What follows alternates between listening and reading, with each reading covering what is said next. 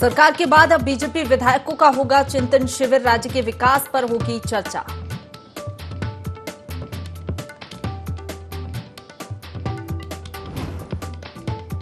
Duty से लंबे समय से नदारद डॉक्टर से स्वास्थ्य विभाग नाराज, ऐसे डॉक्टर्स को बर्खास्त करने की स्वास्थ्य विभाग कर रहा तैयारी।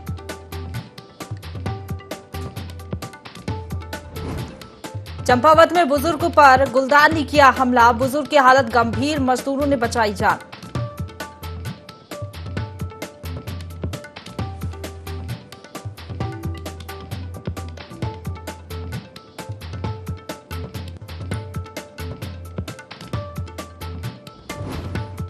ऊधम सिंह नगर का भोगपुर डैम विदेशी परिंदों से हुआ गुलजार, साइबेरिया, चीन, मंगोलिया से आए हैं परिंदे।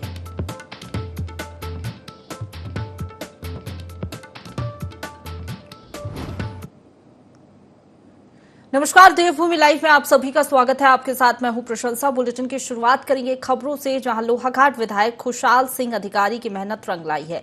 दरअसल विधायक ने लोहाघाट उप जिला चिकित्सालय में चिकित्सकों और स्वास्थ्य सुविधाओं की कमी का मुद्दा शीतकालीन विधानसभा सत्र में प्रमुखता से उठाया था, जिसके बाद सरकार ने हड्डी रोग विशेषज्ञ सहित 4 अन्य डॉक्टर उप जिला चिकित्सालय लोहाघाट में नियुक्त किए हैं। विधायक अधिकारी ने कहा कि अस्पताल में चिकित्सकों को जल्द चिकित्सा उपकरण मुहैया कराए जाएंगे ताकि मरीजों का अच्छे से उपचार हो सके। उन्होंने चिकित्सक उपलब्ध कराने के लिए सरकार को धन्यवाद भी दिया। उन्होंने कहा कि क्षेत्र की जनता की समस्याओं का प्रमुखता से समाधान किया जाएगा।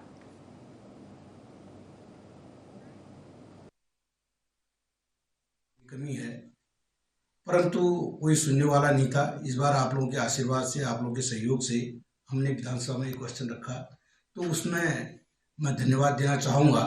जितना जो हमारी पूरी व्यवस्था थी वो तो नहीं हो पाई, फिर भी 75% उसमें सफलता आप लोगों के आशीर्वाद से हमें मिली। जो ही हमने इस मुद्दे को रखा, तो यहाँ पर सबसे पहले हड्डी के डॉक्टर की बड़ी आवश्यकता थी, जिनके लिए हमें यहाँ से या तो पीलीभीत जाना पड़ता था या फिर पिथौरागढ़ रेफर करना पड़ता था। आज उसकी राहत मिल रही है और उसमें आप लोगों के आशीर्वाद से हमने बात को रखी और सरकार ने स्वीकार किया कि वास्तव में डॉक्टरों की कमी थी। उससे आज निजात पाने के लिए कम से कम 6 पदों में 4 डॉक्टर हमें दे दिए, उसके लिए धन्यवाद। आगे बढ़ेंगे। सितारगंज में सतत विकास लक्ष्यों की पूर्ति के लिए आशा और आंगनवाड़ी कार्यकर्ताओं के लिए प्रशिक्षण कार्यक्रम रखा गया था, 2 दिन बाद जिसका समापन हुआ। प्रशिक्षण में ट्रेनर धनंजय सक्सेना ने कहा कि 70% बीमारियां दूषित पानी पीने से होती हैं। वर्तमान समय में पानी की क्वालिटी तेजी से खराब हो रही है। आशा और आंगनवाड़ी कार्यकर्ताओं को इसकी जानकारी दी गई। साथ ही ग्रामीण स्तर पर शुद्ध पेयजल उपलब्ध हो, इसके लिए सरकार की ओर से चलाई जा रही योजनाओं के बारे में भी जानकारी दी गई। पहले ही मिल चुकी है ये, हम जानते भी हैं इसके बारे में। ये जो दी जा रही है वो साफ सफाई के बारे में दी जा रही है, लेकिन आज सर ने जो दी है हमें उसके बारे में हम बहुत अच्छा लगा। दूसरा जो जानकारी मिल गई, बात हो गई। पहले तो हम सब लोग जानते ही हैं, इसलिए मेरा सब लोगों से निवेदन है कि सब में पहले वो ये सब बातें अपने बच्चों को सिखाएं, ताकि वो बच्चे जाके आगे बच्चों को सिखाएं, तो ऐसी सारी कमियां जो रह गई हैं वो भी दूर हो जाएंगी। बहुत अच्छा समझा, थोड़ी बहुत भूल चूक हो रही थी वो फिर से ताजा हो गई। बहुत अच्छा लगा सुन के। उत्तराखंड की तरफ से सतत विकास लक्ष्यों को लेकर ये कार्यक्रम कराया जा रहा है। ऊधम सिंह नगर के 7 विकास खंडों में ये कार्यक्रम कर रहा है। प्रत्येक विकास खंड में हमारा 6 दिन का कार्यक्रम है। पहले दिन हमारे उसमें सम्मानित प्रधान जी लोग 2 दिन, उसके बाद फिर हमारे जो है 6 पंचायत सदस्य और रेखीय विभाग के अधिकारी लोग हैं, और जो लास्ट के 2 दिन है हमारे उसमें आंगनवाड़ी, आशा, एनएम, स्वयं सहायता समूह की महिलाएं और ग्राम पंचायत के जो सदस्य लोग हैं इनको प्रशिक्षण दिया जा रहा है। और इसका उद्देश्य ये है कि 2030 तक हमें 9 बिंदुओं पे काम करना है, ताकि जो सतत विकास के लक्ष्य से सरकार की मंशा है कि हमारे गांव जो है गरीबी मुक्त हो जाए, स्वस्थ गांव हो जाए, पानी हितैषी गांव हो जाए, पर्याप्त जलयुक्त गांव हो जाए, आत्मनिर्भर बुनियादी ढांचे वाले गांव हो जाए। आगे बढ़ेंगे। हरिद्वार के सिटकुल थाना क्षेत्र से एक दर्दनाक घटना सामने आई है, जहां एक प्रेमी ने अपनी विवाहित प्रेमिका से नाराज होकर उसे लोहे की रॉड से पीट कर लहूलुहान कर दिया। इस दौरान प्रेमी ने खुद महिला की गंभीर हालत पर पुलिस को सूचना दी, जहां मौके पर पहुंची पुलिस ने गंभीर रूप से घायल महिला को अस्पताल पहुंचाया। वहीं वारदात को अंजाम देकर प्रेमी मौके से फरार हो गया, जिसकी तलाश पुलिस कर रही है।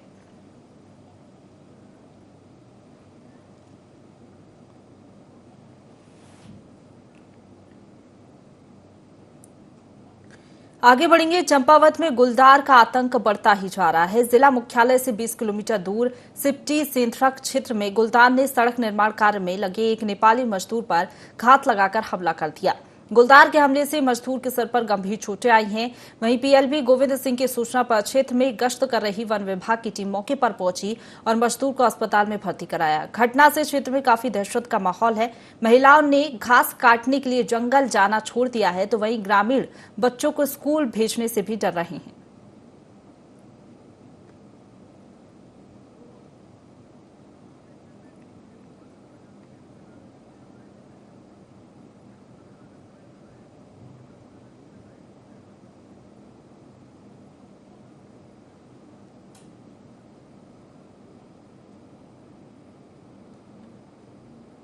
खबरों में आगे बढ़ेंगे, जहां अंकिता भंडारी हत्याकांड को लेकर बीजेपी प्रदेश अध्यक्ष महेंद्र भट्ट ने विपक्ष को आड़े हाथों लिया। उन्होंने कहा कि न्याय सिर्फ बोलने से नहीं मिलता, न्याय दिखता है। आगे उन्होंने कहा कि सरकार ने आरोपियों पर कार्रवाई कर नजीर पेश की है।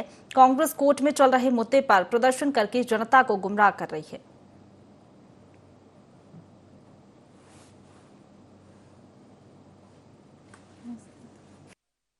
इस प्रकार के आंदोलन कर सीमा से हटकर और न्यायिक प्रक्रिया को तोड़ने का प्रयास था, तो स्वाभाविक रूप से उस पर पुलिस अपने हिसाब से अपनी कार्रवाई करती है।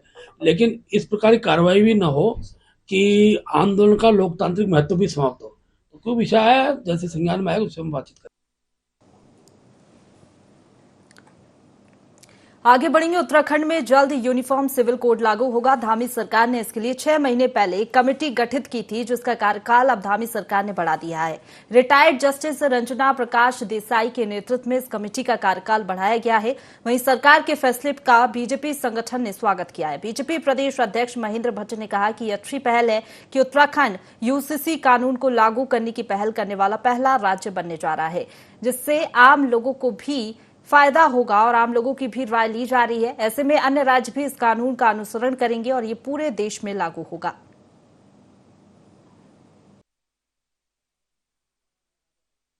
नागरिक संहिता की पहल करने वाला उत्तराखंड राज्य पहला राज्य बनने जा रहा है और ये भी अच्छी बात है कि जनता के सुझाव इस रूप में आए और 2.5 लाख से अधिक लोगों ने अपने सुझाव दिए। अधिकतर लोगों ने ये लागू हो इस दृष्टि से विचार किया और मैं आग्रह भी करूंगा, निवेदन भी करूंगा बाकी धर्मों के लोगों से, अगर एक कानून में सब लोग चले, इसमें किसको आपत्ति हो सकती है?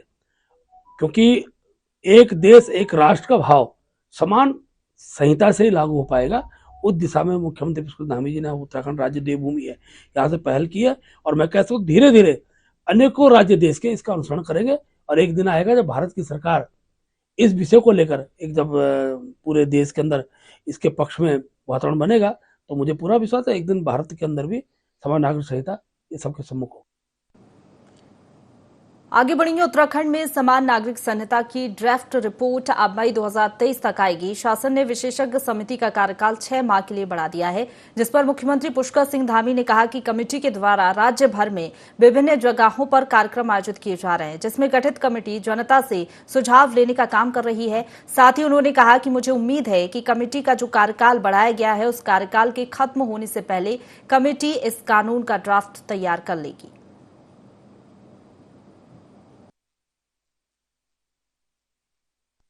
सघन तरीके से पूरे प्रदेश के अंदर काम कर रही है। अनेक स्थानों पर जाकर उन्होंने जन संवाद स्थापित किए हैं, कई कार्यशालाएं की हैं और लगातार ड्राफ्ट बनाने की प्रक्रिया चल रही है। इस प्रक्रिया में कुछ समय और लगेगा, इसलिए हमने उसको 6 माह के लिए विस्तारित किया है, लेकिन उससे पहले ही जो है यूसीसी अपना काम कर लेगी। आगे बढ़ेंगे। स्वास्थ्य विभाग में अब रिक्त पद जल्द भरे जाएंगे। स्वास्थ्य विभाग की वित्तीय एवं भौतिक प्रगति की समीक्षा के दौरान प्रभारी सचिव डॉक्टर आर राजेश कुमार ने ये निर्देश दिए हैं। समीक्षा में ये भी तय किया गया कि स्वास्थ्य सेवाओं को और मजबूती देने के लिए दवाइयों की कमी को भी दूर किया जाएगा। इस दौरान उन्होंने जनपद हरिद्वार के सामुदायिक स्वास्थ्य केंद्र भगवानपुर में दवा जलाने के प्रकरण का संज्ञान लेते हुए महानिदेशक स्वास्थ्य को तुरंत जांच कर कार्रवाई करने के निर्देश दिए हैं। मैन पावर की जो कमी है, जो अभी फिलहाल नर्सेस में है, अब चिकित्सा स्वास्थ्य चिकित्सा शिक्षा दोनों संवर्ग मिला के हमारे 2600 नर्सेस हैं, जो हम लोग इमीडिएटली भर देंगे। चिकित्सा स्वास्थ्य का तो मेरे ख्याल से immediately with in weeks time हम प्रोसेस शुरू कर देंगे। और चिकित्सा शिक्षा में जो नर्सेस हैं वो हम लोग कैबिनेट में अभी ले जाएंगे।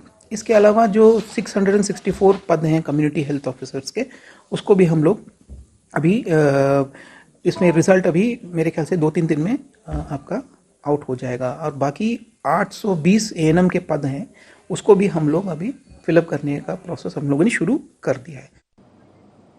आगे बढ़ेंगे। हरिद्वार के भगवानपुर से हत्या का एक सनसनीखेज मामला सामने आया है। यहाँ एक मकान की पानी टंकी से युवक की लाश मिली है। घटना की सूचना पर कोतवाली पुलिस मौके पर पहुंची, शव को कब्जे में लेकर पुलिस जांच में जुट गई है। पुलिस पूछताछ में मकान मालिक ने बताया कि वह रात को किराएदार का हाल चाल जानने पहुंचा था। फिलहाल पुलिस मामले की जांच कर रही है।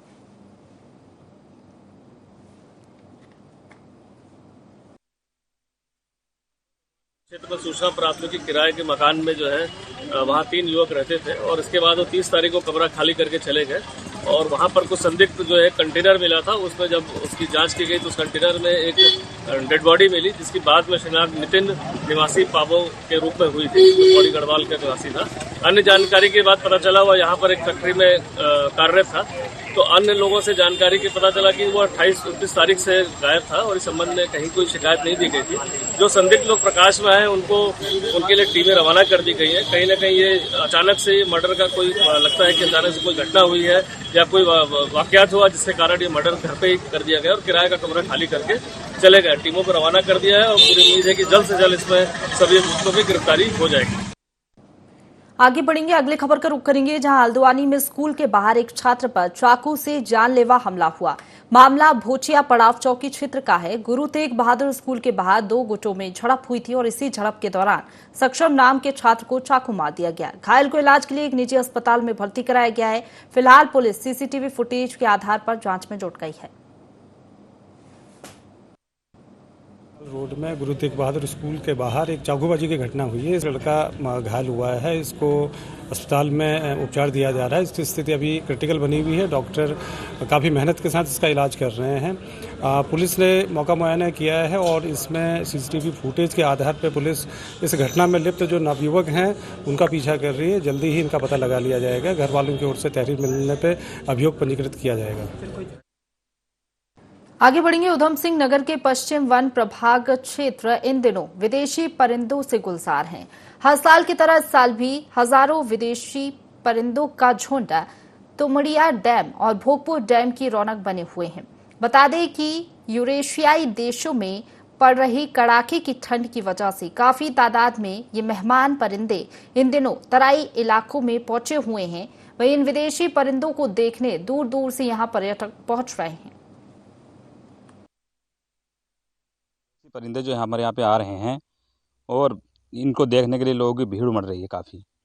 और हम ये चाहते हैं कि हमारे इस डैम क्षेत्र को इसको पर्यटक के रूप में कर दिया जाए, ताकि यहाँ पे लोग आए, उन्हें सौंदर्यकरण दिखे यहाँ का, अच्छा लगे देखने में, ताकि लोग बाहर से आते हैं सब लोग देखने के लिए। यही मैं चाहता हूँ कि हमारे इस डैम क्षेत्र को कुछ भी नहीं तो सौंदर्यकरण के रूप में तो इसे कर दिया जाए। विदेशी पक्षी तो यहाँ पर बहुत आते हैं, लगभग मैं अगर मान के चलूँ तो लाखों के हिसाब से आते हैं। तुमड़िया डैम और भोगपुर डैम जो है यहाँ पर बर्ड काउंटिंग के रिहर्सल अभ्यास किया गया था, अपने स्टाफ को जागरूक किया गया था। इस मामले में हमारा उत्तराखंड देश का बहुत अच्छा रिच है। यहाँ पर सबसे अधिक पक्षियों की प्रजाति लगभग पाई जाती है। 291 प्रजातियाँ यहाँ पाई जाती हैं। जहाँ पर जो है विदेशी जो पक्षी हैं, साइबेरियन पक्षी हैं, यहाँ पर आने का प्रश्न है। ये बीच बीच आते हैं और इसमें इनका रेस्टिंग जो जोन है वो कह सकते हैं। और इस टाइम में जब साइबेरियन पक्षी यहाँ पर आते हैं अपना तो हमारा दायित्व और बढ़ जाता है कि इनको सुरक्षा को लेकर के अपने स्टाफ को हमने जागरूक किया है और कि यहाँ पर जो है लगातार गश्त करें, कोई अनवांटेड कोई हंटिंग ना हो या पोचिंग ना हो। तो इस तरह से हमने अपने स्टाफ को सतर्क रहने के निर्देश दिए। तो इसी के साथ बुलेटिन में फिलहाल इतना ही। खबरों का सिलसिला लगातार जारी है, आप बने रहिए हमारे साथ।